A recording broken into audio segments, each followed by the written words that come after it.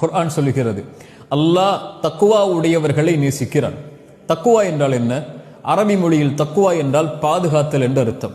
இஸ்லாமிய வழக்கத்தில் தக்குவா என்றால் அல்லாஹ்வுடைய தண்டனையிலிருந்து, அல்லாஹ்வுடைய கோபத்திலிருந்து ஒரு அடியானை பாதுகாக்கக்கூடிய அம்சம்தான் தக்குவா.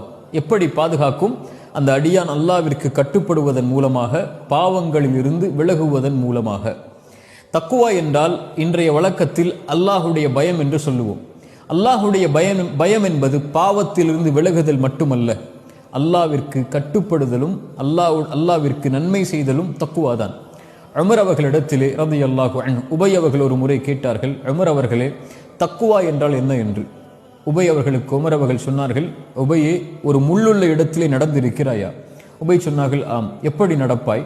ஆடைகளை உயர்த்தி பிடித்து கொண்டு எந்த இடத்திலே முள்ளில்லையோ அந்த இடத்தில் என்னுடைய பாதத்தை வைத்து செல்லுவேன்.